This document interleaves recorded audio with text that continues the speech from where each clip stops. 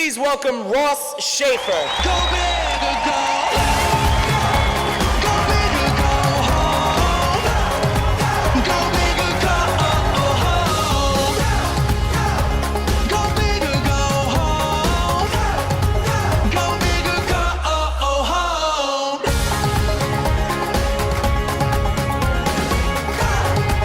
Go big or go home. I fear I am ridiculously overdressed for this room. With your permission, can I take this off? Oh, man. I'm so conflicted. I'm thinking, should I wear the tie? Should I not wear the tie? And then I'm so happy I invested in Lululemon. I've never seen so much Lululemon in my life as in this room. You know, I could take this down to my Spanx if you like. I'm not. I don't have Spanx. I'm not an academician, as you can probably guess, but I watch and I'm very observant about what works, what doesn't, who succeeds, and who fails. And that's what I would love for you to be obsessed about. First of all, I have to tell you what I'm not. I'm not a motivational speaker. There are plenty of people who do that. Tony Robbins is probably the most famous. Nice guy. I've worked with him many times, and I kid him. I say, Tony sells optimism. He's in the optimism business. Tony is so optimistic, if he ever went to jail, I bet he'd tell you he lived in a gated community. I'm not that guy. I'm a tactics guy. I sell tactics.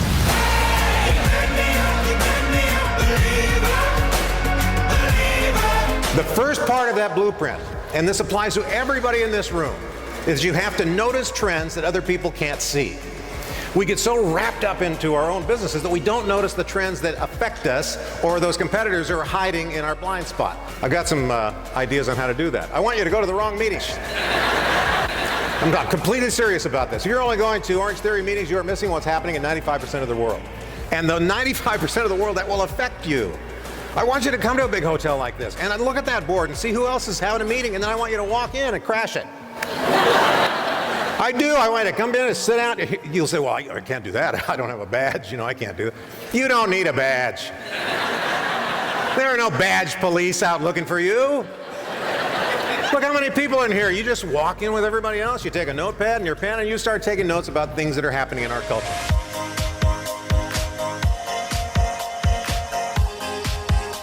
Here's a good example. This is the CVS pharmacy, and they have 6,000 locations. And so I'm in Toronto, and they're celebrating their 50th anniversary.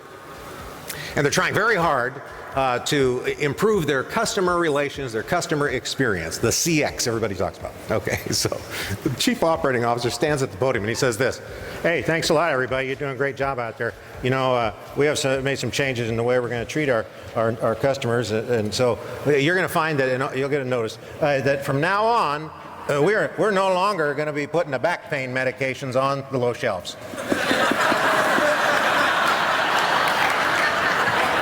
Are you kidding me? For 50 years, you're making these people go in there. No, I can get it. I got that. I got it. I got it. What's the lesson there? The lesson is when we do things, we do them over and over and over without regard for without regard for the client or the customer, because it's easier for us. We need to think about what their experience is every single step of the way. Beware of others who attempt to rewrite your blueprint. Now that you are growing entrepreneurs, there are going to be a lot of your friends, family, who will advise you. And you need to tune these people out. You are the one who gets up and does this every day. You are the one who has made your commitment here. And you can't listen to all this chatter out there. It's noise. And I'm going to give you an example. I grew up with nothing. I'm Blackfoot Indian, grew up on 2 reservations. A lot of the people who lived on the res, we did certain things. I wanted to be famous. I wanted to be a millionaire. I wanted to do all that stuff that people do, but not too many opportunities on the res. Because in the winter we'd sell woven blankets. In the summertime it was fireworks. So I'm thinking, wow, my future is seasonal. This isn't any good. And so at 13 years old, I started flipping cars, boats, and motorcycles. At 17, I started flipping houses. And I had enough money at that point that I went to college, and luckily I had a football scholarship to a university. I played football through college and got my business degree. As soon as I got out, I did not go to work for anybody. Instead, I went down to the bankruptcy courts, and I started looking for broken businesses that I could buy. I ended up with a couple dozen. It didn't matter, in fact, what kind of businesses I would go into. It was all the same. It's operating.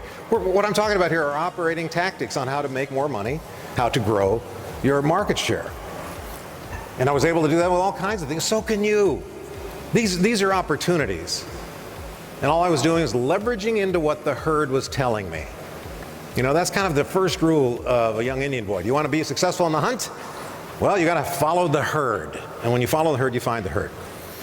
There's also, something you may not know. Vegan is an Indian word. It means a bad hunter.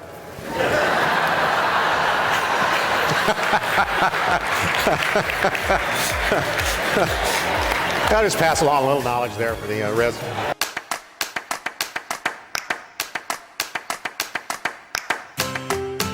This is where this customer experience has shifted dramatically just in the last 2 years. I've been teaching for so many years the wrong approach, that we have to wow people. We must wow these people. We do something so extraordinary that they can't wait to tell their friends about it. And you know what? Wowing people does not cause loyalty to happen. What causes loyalty to stick is eliminating the pow moments. The pow moments are when you disappoint people. The companies that track this kind of thing, that track the metrics of how the customers, how the members are feeling about you, all agree with this. Look at the CSAT says, look, don't overpromise. Just determine what they want and do that. You don't have to exceed your expectations. There's a greater risk to loyalty when you disappoint them. This is a pow moment. Hey, my name is Jason. How can I provide you outstanding customer care? I got right in the phone and said, hey, Jason, quit this job, man. How dare they put that guy at the tip of their spear? Unbelievable, isn't it? The first interaction we have is that guy. That's a PAL moment that made us change our phone service. And here's the stark reality. One PAL moment will erase 5 wows. So does he do this kind of, does Kevin do these kind of things? Yeah. All right, does he work hard, hold your hand, he does all these nice things for you. So you think of him as a kind of a wow sort of husband, right? Okay. It would only take one PAL. If Kevin did this,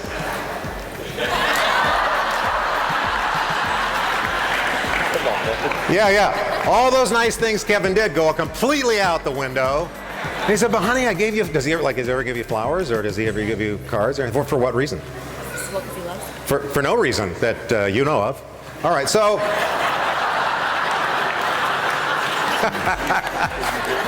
Do you see the point? Do you see that we can do all these nice things? We mess up one time, and that can happen. We cannot afford to make mistakes. We cannot afford to have these POW moments. When you do find a superstar, exploit that person. And exploit that person for their benefit, not just for you. In my first television show, in Seattle, Washington, it was a comedy talk show, much like, it was kind of a baby Letterman show we started in 1985.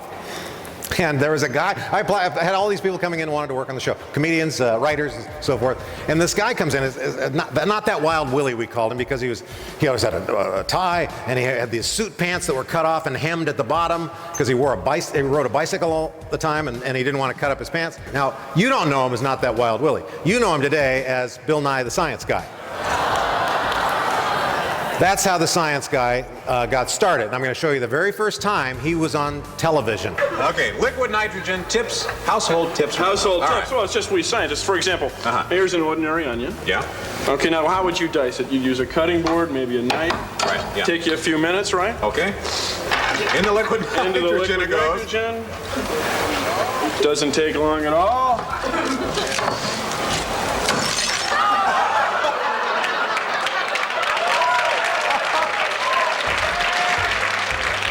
Time saver.